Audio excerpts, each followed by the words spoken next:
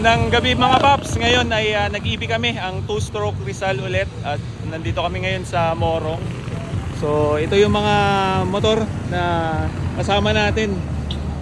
Merong Tari. So ito, dala ko si paring Brutus. Meron din ditong Tari na naka-block ng Brutus. Tari din, naka-block ng Brutus. Merong Yamaha DT 125. Ito, naka-block din ng Brutus na kulog, kidlat tawag. Meron ding Tari may Pops L King na HD3. Ayan, may sidecar. Ito, naka Brutus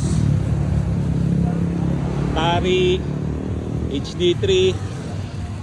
Ito kay Pops JC, mas mabiga.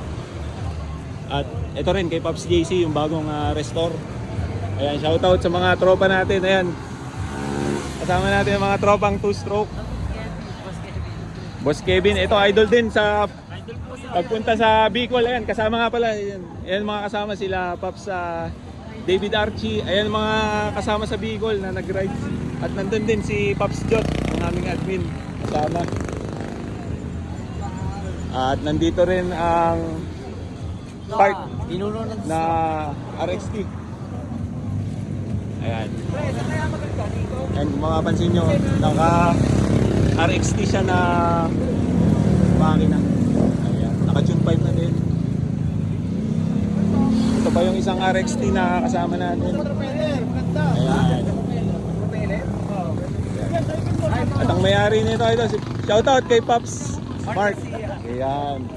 Ito yung RXT na napaka-solid. RXA yan ba? Ha? RXA? Mas malupit. Silipin nga natin.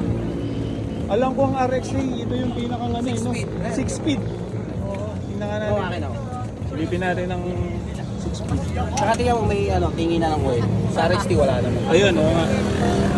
Oh. Alam ko sikat to sa Malaysia, yung mga RXA, ano? 6 speed. Carrera? Oo. Thailand. Thailand, Malaysia. Galing pa kano yan. Galing pang Indonesia yata yung bakit ano yan. Nabili ko yan kay Sir Mac. MCF5. Shoutout Sa ano, taga Taga Gladway, no? Oh, Gladway. Oh. Yan, kung mapapansin nyo mga paps, RXA pala ang makina na ito. Talagang napaka-solid ng makina to. Kasi naalala ko dito, gamit yan sa mga ano, sa Malaysia. Oh. Ganyan yung mga motor nung nakasama ko sa Malaysia. RXA. So, balikan natin. Meron din ditong palakol na may sidecar at merong Zenki.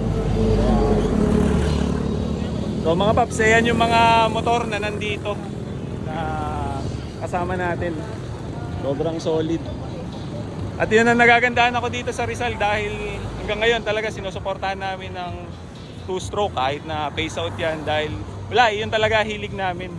Kaya maraming salamat sa lahat ng mga sumusuporta ulit sa 2-stroke, lalong-lalo na sa mga Brutus, HD3, RXT, X4 at kahit ano pa mga 2-stroke. Kaya maraming salamat and ingat sa atin lahat. God bless. Thank you.